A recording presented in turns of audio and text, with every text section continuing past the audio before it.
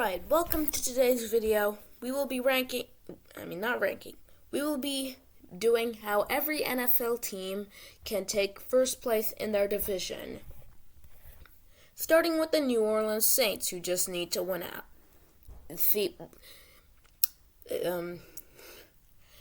You should probably catch on pretty quickly, but I'm literally gonna say every team in first place needs to win out, and that's where the New Orleans Saints are. Buccaneers. They have to beat the Saints again. They beat them 26-9 in Week 4, so that shouldn't be a problem. And they have to hope New Orleans loses at least one other game and win out. That could get them to first place in the NFC South. The Falcons need to win outright and sweep the Bucs and Saints. That would get them to a 9-8 record. 11-6 record. They need New Orleans to win either 0, 1, 2, or 3 games.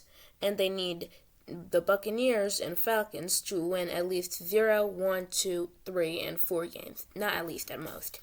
And then they need to win out.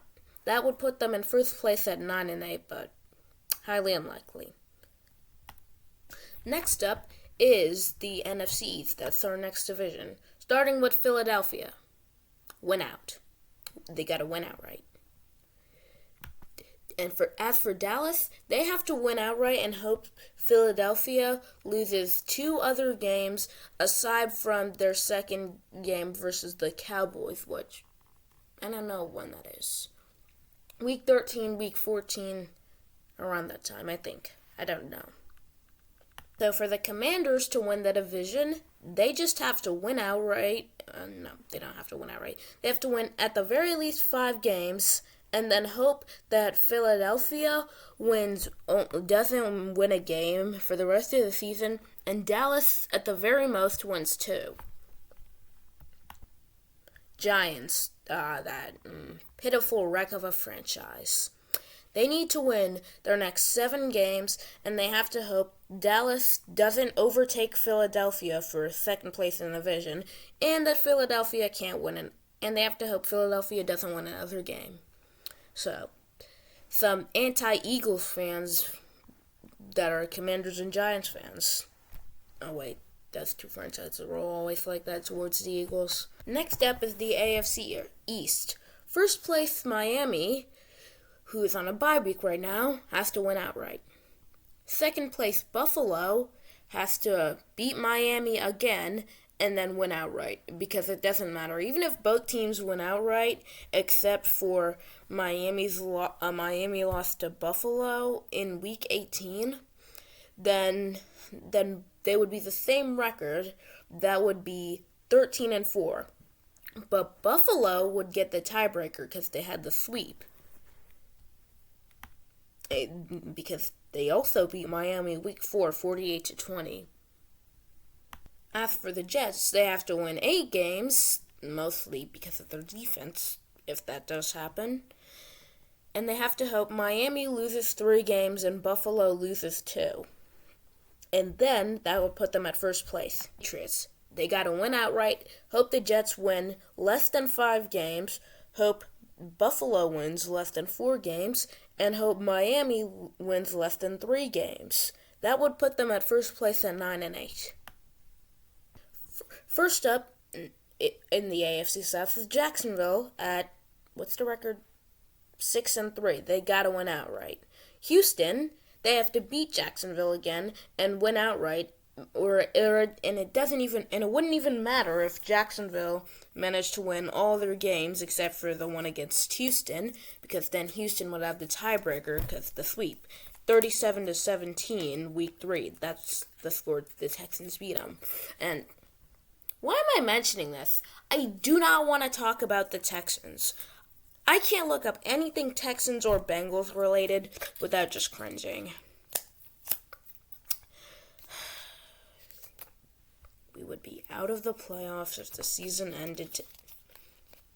Okay, we actually have a very simple way of getting into first place, and it would be very quick actually. So I'm gonna save that for later. Next up is the AFC West.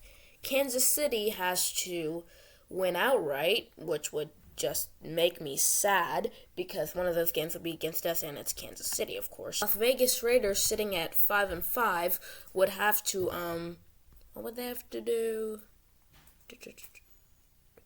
Yes, they would have to win outright. They play Kansas City weeks 12 and 16. So no, they're not beating Kansas City once. They're not winning outright. And the Chargers, they have to win their next 8 games, preferably without anything close to choking. And they have to hope that Kansas City doesn't wins at the very most 4 games, and that the Las Vegas Raiders win at most 6 games. As for the Broncos, I'm just going to make it simple because it took me forever to find a way when I paused the video after finishing the Chargers entry. They just have to win outright, and then the rest of the division loses outright. I know that's not the only way, but it's the simplest way. Alright, now over to the NFC West. San Francisco and Seattle at 6-3 are tied for first place in the division. So what would have to happen is that both teams would have to win outright to get to first place. And then there's the third place Rams, who would have to win outright, and they have to hope that Seattle and San Francisco each win at the very most 2 games. And then there's the Cardinals. There is hope aside from the fact that they have to hope for some San Francisco and Seattle losses. There is hope for them because Kyler Murray won his first full start in, 349 days. So what would have to happen is they would have to win out, hope the Rams win at the very most 5 games, and Seattle and San Francisco at the very most win 2 games. That is how they could get to first place in the division. And if you haven't caught on, even the 1-8 Panthers have a way of winning the division this season because it's only week 10. There's no one eliminated from playoff contention. Alright, now to the NFC North. Detroit would have to win outright, and Minnesota would also have to win outright. You'd think, because Minnesota's not first. But Minnesota hasn't played Detroit yet, so if Minnesota sweeps Detroit, and even if Detroit wins outright, they'd both be 13-4, right? That Detroit wins outright aside for those Minnesota games. They'd both be 13-4, so then those 2 teams would just have the same record, but Minnesota, with the sweep, would get the tiebreaker, and they would have first place. Packers formula is pretty simple. Win 5 games, and then hope Minnesota only wins 1 game, and Detroit doesn't win any games. That would put them at 8-9 in first place, though. We really don't want to go back to the days of having a first-place playoff team with more losses than wins. Cough, cough. Last year's Buccaneers. Cough, cough. Last year's Buccaneers. Bears formula, simple. Win outright. Hope the Packers lose at least 1 game other than Week 18. Hope Detroit loses outright. Yeah, the Bears have to win 5 games. Hope Detroit loses outright and Minnesota only wins 1 game. And lastly, we got that juggernaut of a division, the AFC North. Oh, and you know what? I'll reveal it at the end of the video. Baltimore is 7-3, so they'd have to win outright. Pittsburgh would also have to win outright at 6-3 because, you see, even if Baltimore won all their other games except for Week 18, then both of these teams would be 14-3. And then Pittsburgh, because they beat Baltimore Week 5 and Week 18, they would have the tiebreaker because they swept Baltimore and they'd be first place. Cleveland, I just want to make it simple. They go 10-7, so 4-4 in their next 8 games. And then they need Baltimore to lose. How many do they need Baltimore to lose? They need Baltimore to go 3-6 in their next few games, and they need to have Pittsburgh win at the very most 3 games. That would put Cleveland in first place at 10-7. And for my favorite team, the Cincinnati. Now, after yesterday, I just can't.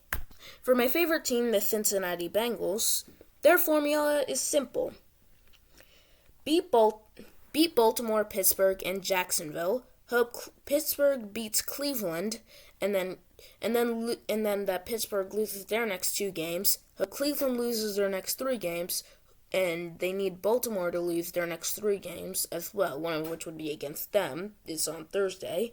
Get it for free on Prime Video, streaming on Amazon. And then they would have to win outright from there, which would put them in first place at 13-4. There you have it. That is how every NFL team could win their division. Well, this year has been absolutely crazy. So it's really a wonder that even the 1-8 Carolina Panthers can win their division. Actually, no, it's not. It's week 11. I'll see you in my predictions video on Thursday. Oh, by the way, I'm doing something new. Thursday Night Football. I make one video for Thursday Night Football, one video for Monday Night Football, and one video for the Sunday games. Alright, see you next time.